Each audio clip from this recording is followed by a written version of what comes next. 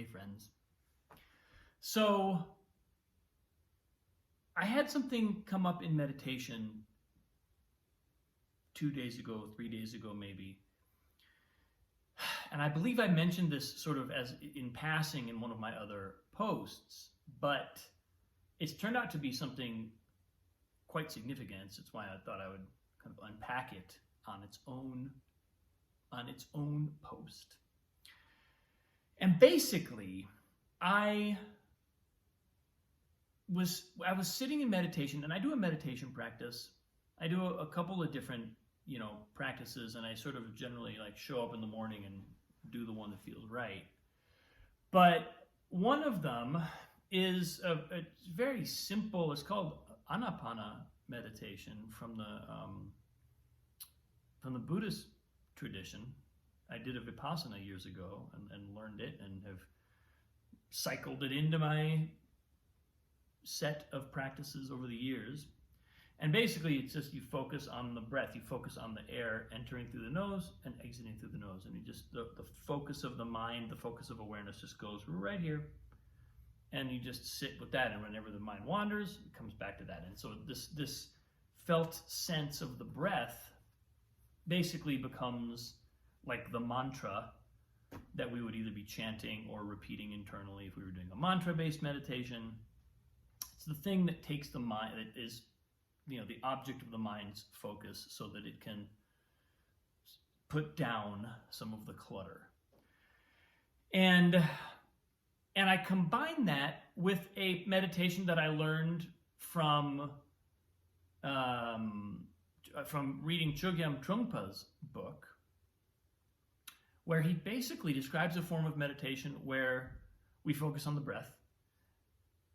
And then anytime that we notice the mind going into a mind spiral, a mind habit pattern, we simply label it thinking. We notice that we're thinking, and we just say internally, that's thinking, and then we bring our focus back to the breath. So that meditation over time, and this culminated just a few days ago, turned into something where I noticed that whenever I said internally thinking, what I was really experiencing was that I was living in non-reality. My mind was in a loop of non-reality, unreality, not reality. And what I mean by that is not necessarily that like I'm fabricating the thoughts, but that whatever it was that was hooking my mind, whatever it was that I was kind of fixated on or frustrated about or running an interior rant about, actually, if I really look at it, is not a reality. It's a mental fiction. It's a mental illusion. So I'd have a conversation with somebody, right? Maybe a frustrated conversation. And who am I really talking to? And what's this conversation really? And is it really happening? And what on earth is going on? I'm just speaking internally in my own brain, not in reality. And so what I started to do is, instead of simply labeling the content of the mind thinking, I started my own meditation, just a little twist on the practice, where I labeled it non-reality. And I simply said to myself, anytime that it came up, anytime that thinking came up, I said to myself, that's non-reality. I'm going to come back to reality. And reality is simply, what do I feel in this moment? What are the actual circumstances that I'm actually in? Not the fictions, not the obsessions, not the conundrums, not the frustrations, but what actually now is happening. Because even if even if that thinking, let's say that some of that thinking ends up either being true about the past or true about the future. So what? So what? In that moment, it's still complete fiction. It's still a complete non-reality. Just because I then go on to manifest that reality because I was obsessively thinking it doesn't prove that it was real when I first thought it. It just proves that I've manifested something that I didn't want in my life because I kept thinking about it and kept putting energy into it until it finally manifested in my circumstances. So distinguishing at the level of thought between reality and non-reality was the practice that really, I mean, it just kind of came to me. It was like, this isn't something that anybody ever taught me. I mean, obviously, I've done enough like spiritual work and meditation practice and inner work and worked with teachers and whatnot to know that the fictions of the mind are not reality, right? It's not like that is a new realization for me. But the idea that actually in my meditation practice, whenever I'm being drawn off the center of focus, that I'm really and truly entering the realm of non-reality. And then for the duration of time that I spend there, I'm living in non-reality. I'm living in like a holodeck. You know those Star Trek holodecks? It's like this room, it's like the size of a living room, but it can turn into a jungle and you can go everywhere and you can like jump off buildings and be flying in outer space and run exercises. It's very cool. But actually it's just a living room filled with holographic images that, somehow in the world of Star Trek you can also touch. But that's what that inner mind thing is. That's what it is. Where it's a fiction. It's a holodeck. It's a virtual reality that's not really reality. And so I found that an even more convincing sort of discrimination to make as I'm sitting in meditation, bringing my focus back to the practice and then inevitably drifting off again. I found it actually really helpful and sort of comforting to recall each time that I find myself out over here in left field to go, wait a minute, I'm not in reality right now. What if I just put it down, come back over here, feel my body, be in this room in this moment now, feel my breath. This is all reality. I'm here. I'm in it. Take a few breaths. Before I know it, I'm off on some other non-reality. But I'm kind of like being really explicit about the fact that that's what's happening. I found it helpful. If that in any way inspires you or helps you, feel free to take it. I have not patented or trademarked this technique. It just came to me 3 days ago. Anyway, thanks for watching. I've had a couple of comments recently, and I really appreciate folks. I love it when I get a comment. I don't know how I found you, but for some reason I really needed to hear this today, or this really resonated with me today. Those are some of the most gratifying comments because I know they're coming from people that don't know me.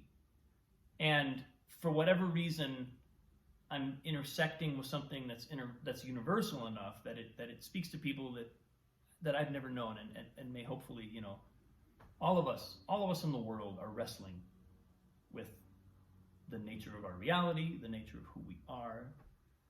Ultimately, I think all of us are on a spiritual journey. I have no better way to describe what life is all about. So I just thank you for those of you who may have found me randomly and then reach out to say, hey, this really, don't know how I found you, but this really meant something to me. That means a lot to me to hear that. And one of you recently said, I'd love to hear you play, because it was a post that I had spoken about music and being a musician and playing music, but I hadn't actually played any music. So here we go. I'm just going to play something. I'm just going to let this come out. I'm going to start from nothing.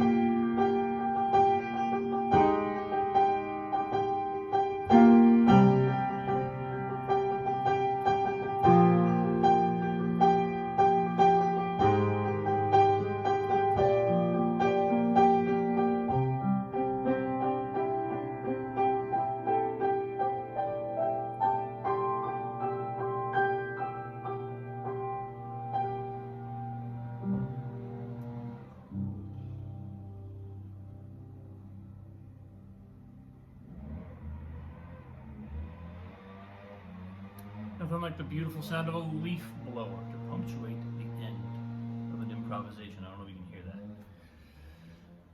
that. Thanks for watching, folks. Again, thanks for commenting. If you're somebody new to this channel, please subscribe. I do these posts every day, usually talking about something, some way of, it's either a strategy I've learned or just an epiphany I've had about bringing a larger perspective to life and seeing some of our challenges as gifts. What does that do to our ability to engage with life when we come from that place? So, hope you come back, subscribe. Hope to see you tuning in again soon. Much love. Have a great day.